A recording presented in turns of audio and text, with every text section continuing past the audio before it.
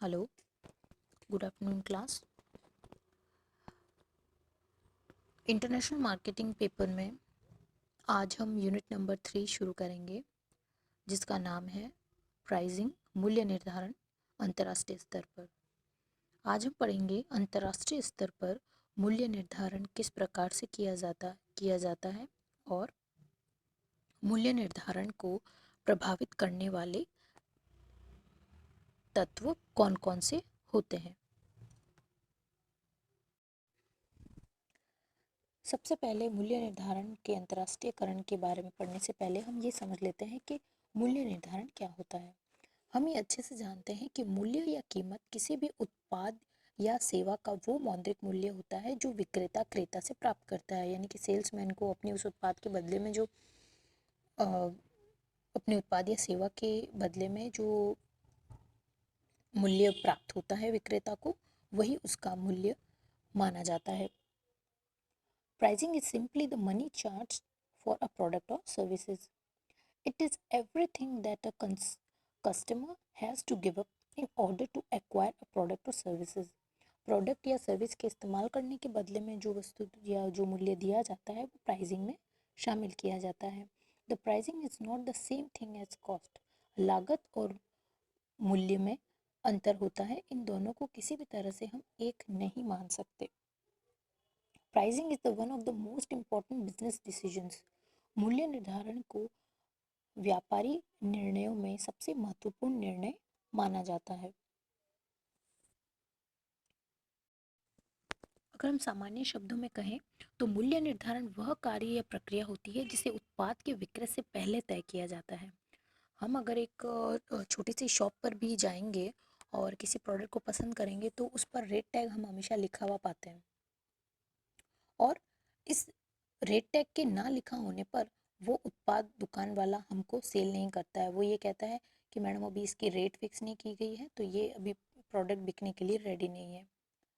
ऐसा भी हमने कई बार देखा होगा कि कुछ ऐसे प्रोडक्ट्स होते हैं जिनकी जो प्राइसिंग होती है वो दुकान वाला खुद ही अपने कंपनी के टैग लगा के कर देता है। तो ऐसा क्यों होता है? इसीलिए होता है क्योंकि मूल्य निर्धारण और लागत में फ़र्क होता है।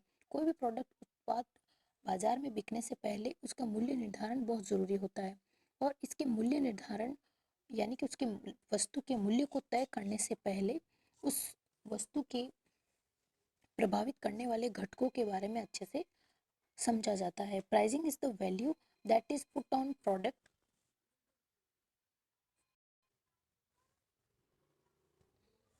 Pricing is the value that is put to a product or service, and is the result of a complex set of calculations, researches and understanding and risk taking ability. Product को बिक्री से पूर्व हम जो भी प्रक्रिया अपनाते हैं उस उत्पाद के लिए, जिसमें हम ये तय करते हैं कि कैलकुलेटिवली हमें वो उत्पाद की कीमत कितनी रखनी चाहिए, उसके ऊपर हम अनुसंधान करते हैं। उसके बाद में हम उस उत्पाद का मूल्य निर्धारित करते हैं। अब हम ये पढ़ते हैं कि फैक्टर इन्फ्लुएंसिंग प्राइसिंग डिसीजंस के मूल्य निर्धारण को प्रभावित करने वाले तत्व कौन कौन से होते हैं।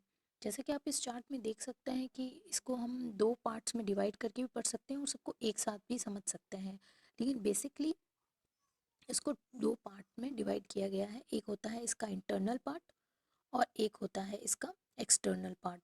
इंटरनल पार्ट और एक्सटर्नल पार्ट।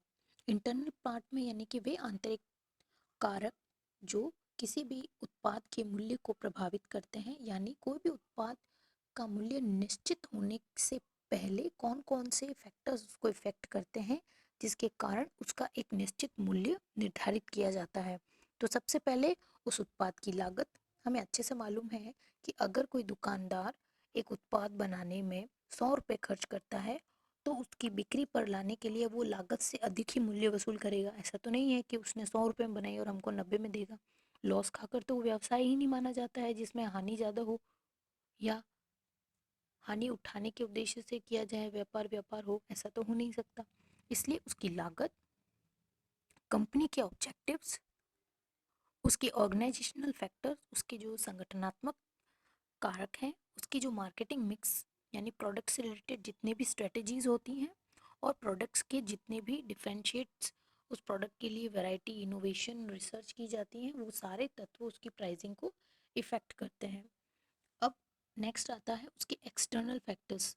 एक्सटर्नल फैक्टर्स यानी कि उत्पाद जब मार्केट में बिकने के लिए आता है तो बाजार में पहले से बहुत सारी प्रतियोगिताएं मौजूद होती हैं। तो प्रतियोगिताएं उस उत्पाद की बिक्री के लिए उसकी डिमांड यानी मांग, उसकी पूर्ति के लिए पूर्तिकर्ता, इकोनॉमिक्स कंडीशन, किसी भी देश में आर्थिक स्थिति वहाँ की कैसी है। हम अगर किसी गरीब देश में जाकर बड़ी बड़ी महंगी डायमंड्स वगैरह बेचने का शोरूम खोलेंगे तो वहाँ की आर्थिक व्यवस्था को ध्यान में रखते हुए वो उत्पाद खरीदने कौन आएगा। तो इस तरह से बहुत सारे डिसीजंस को ध्यान में रखने के बाद ही उत्पाद की मूल्य को निर्धारित किया जाता है।